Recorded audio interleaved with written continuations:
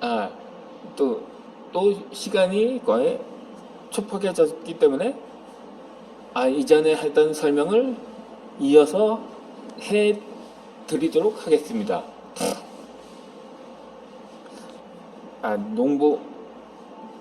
농부 이야기를 하던 중에 그러니까 그 농부의 처가 그 이야기를 듣고 남편에게 세상에 수탉이 나은 계란이라니 그런 게 어디 있단 말입니까? 이거 보면 신령의 악랄한 수작이라고 말을 했습니다.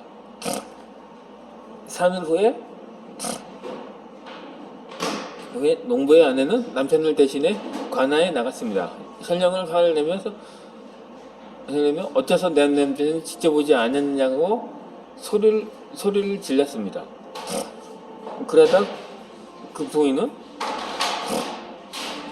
신령 난리, 제 남편은 지금 집에서 아이를 낳느라 나올 수가 없어 제가 대신 왔습니다.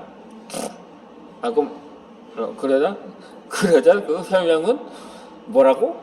너희 집에서는 남자도 아이를 낳는단 말이냐? 그런 말도 안 되는 거짓말로 감히 나를 우롱하러 들다니.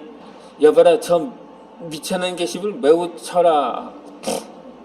명령을 하자 잠시만 더 들어보십시오. 나리, 남자가 아이를 낳는 것이 말도 안 되는 것이만이 하신다면 수탉이 달걀을 낳는 것도 또 말이 안 되는 것이 아닙니까? 사일러께서 미천한 백성에게 수탉이 낳은 달걀을 내오라 하시는 것은 백성을 우롱한 처사가 아니지요라고 맞받아치다 현령은 그건 하면서 그러다 말문이 막히고 말았습니다. 그런데 반면에 이렇게 현명한 사람도 있거든요. 닭은 사람이고 닮은 동물이지 사람이 아니지 않냐고 말하면 또 오히려 그 사람이 할 말이 없을 수가 있을 테니까요. 그러니까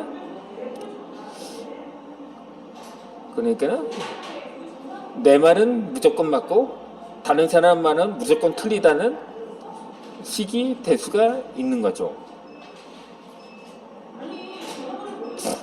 예전에 겨울에 수박을 구해오라는 그런 설화가 있었던 것처럼 또 비슷한 예화이긴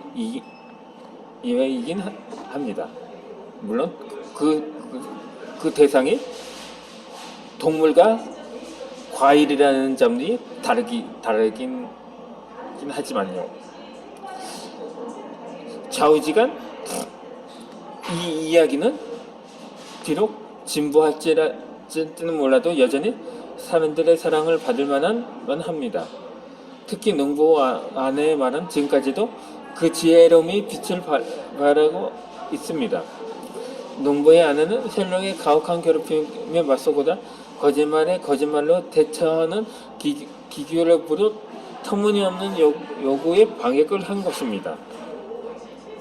이 이야기로 옛날 민간의 여인들이 얼마나 지혜로운 말자주와 임기응변을 가졌는지도 알 수가 있습니다.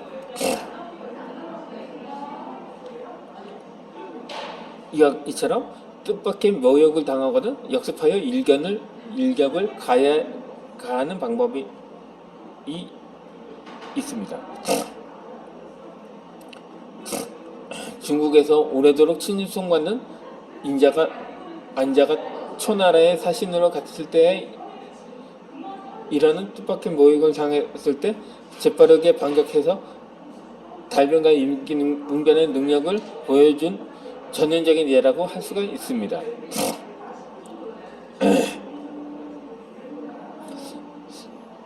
안자가 제나라 사신으로 초나라에 갔을 당시에는 초나라가 제나라보다 세력이 강한 상황이었습니다. 그가 막 초나라에 도착을 했을 때 초나라 왕은 키가 작은 인자로 하여금 커다란 정문 대신 개들이 드나드는 작은 문으로 들어오도록 군의병들에게 미리 명령해 있었던 것입니다.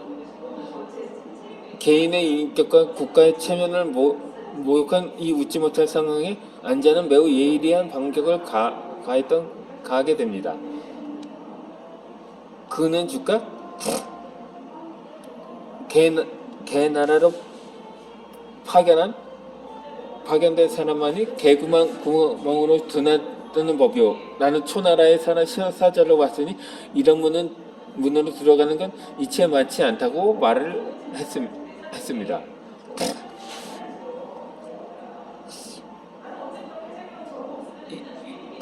이 말에 문을 지키던 근위병은 난처해서 어찌할 바를 몰라 했습니다.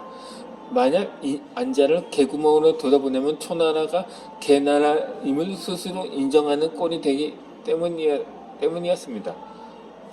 그래서 근위병은 하는 수 없이 대문을 열어주었고 안자는 어깨를 펴고 당당히 성 안으로 들어갈 수가 있었던 것입니다. 모욕은 이걸로 끝이 아니었습니다. 안자를 위해 베푼 연회에서 초나라 왕은 또다시 난감한 상황을 연출해냈습니다. 미리 짜놓은 각본대로 한 죄인이 포박당한 채 끌려왔는데 그 자를 끌고 온 관리가 말하기를 도둑질을 한 죄인은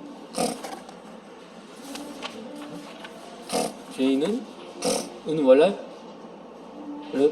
제나라 사람이라는 것이었습니다. 안자는 또 한 번 곤란한 국면에 처하였습니다. 왜냐하면 이것이 제나라와 자기 자신에 대한 심각한 도발이는 알면서도 사실을 확인할 수 없는 상황에서 국가의 존엄을 욕되게 하지 않도록 해명을 해야만 했기 때문이었던 거죠. 그렇게 안자는 일단 한 발 물러서서 끌려온 자가 정말로 제나라 도둑이라는 전제하에 반격을 가했습니다. 그는 먼저 다음과 같은 비유를 들었습니다.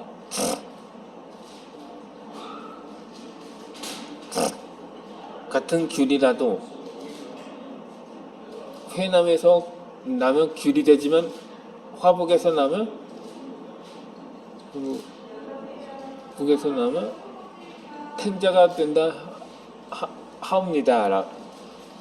라고 비유를 들었습니다.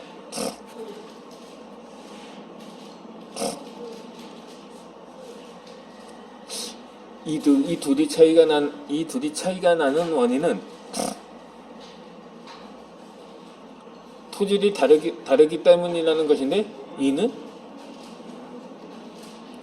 곧 제나라에서는 도둑질을 하지 않던 사람도 초나라에 가면 도둑이 된다는 의미를 담은 비유로 본시 제나라의 백성으로서 기질이 선한 그를 초나라가 도둑질을 하도록 만들었기 때문이라는 설명입니다. 이 짧은 비유가 불리했던 위치를 우세하게 뒤집어 초나라 왕인 도리오 아무도 엄마도 못하게 만들었던 것입니다. 인자의 통쾌한 완승이었던 거죠. 이랬듯 즉각적이고 미적하고 효과적인 반격은 설전에서 국가에게 버틸 수 있게 하는 방패가 됩니다. 그리하여 적을 깊숙이 유인하여 돌연히 반격하는 것입니다. 상대방의 초소에 반격하는 과정에서 때로는 돌파를 하는 것보다 상황에 맞춰서 적을 깊이 유인하여 상대를 황당무게 하며 극치로 몰고 간 뒤 갑자기 방향을 틀어 일각을 가해 치명상을 입히는 것도 급격한 전원을 꾀하는 지혜라 할 수가 있습니다. 어느 환자가 입원 수속을 밟으며 간호사에게 병실을 3등실로 배정해 달라고, 그 이유가 자신에게 돈이 없다고 말을 했습니다. 그러자 간호사는 주위에 조노아분들뿐이 아무도 안 계시냐고 물었습니다. 환자가 다시 대답하기를 없어요. 누님이 한 분 계신데 수녀님이라 역시 돈이 없다고 말하자 간호사가 비아냥거리듯이 수녀님이 얼마나 부유한데요. 하느님과 결혼했잖아요. 라고 말을 했습니다. 그러자 환자가 화를 내면서 좋아요. 그럼 1등이 실려주시고 나중에 병원비는 제 매형에게 청구하라고 말을 했습니다. 간호사는 환자에 대한 예의라고는 조금도 갖추지 않았자 이 환자를 조소했습니다. 그러나 환자는 간호사의 조종에 대해 정면을 반복하기보다 일단 그의 발언을 이용해서 우리 누나가 신과 결혼했다고 하시면 신은 내 매형일 테니 1등신을 달라는 식으로 대화를 끌어갔던 것입니다. 그러다 마지막에 대신 청구서는 매형 앞으로 보내라며 역전을 꾀했습니다. 이 절묘한 추언은 직업의식이 부족한 간호사를 찍소리 못하게 만들어 버렸던 것입니다.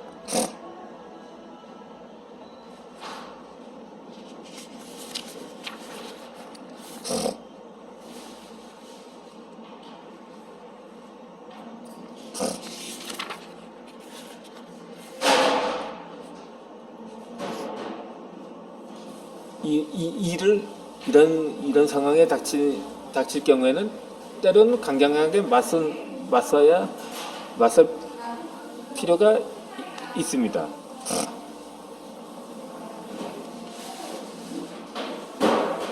특정한 상황에서 계속 상대방에게 끌어가거나 혹은 일관되게 저설지대를 유지하다 보면 시간이 지남에 따라 수동적인 위치에서 벗어나기가 매우 힘들어집니다. 때는 강한 태조의 조치를 취해 비동적인 위치를 능동적이고 추종적인 위치로 전환할 필요가 있습니다.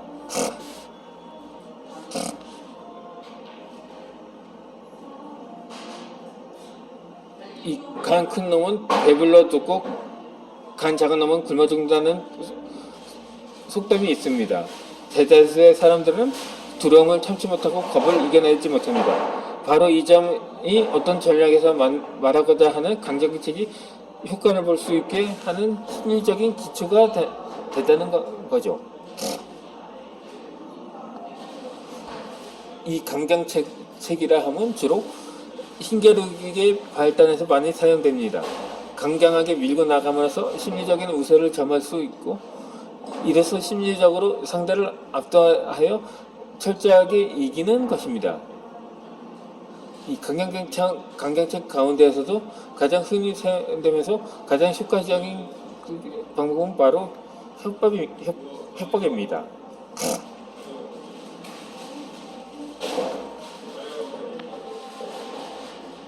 그러니까 이해 득실을 분명히 밝혀야 합니다. 심리적으로 상대에게 위협을 주고 싶다면 반드시 그로부터 얻게 될 이해 득실에 대한 정확한 분석에서 우선시되어야 합니다.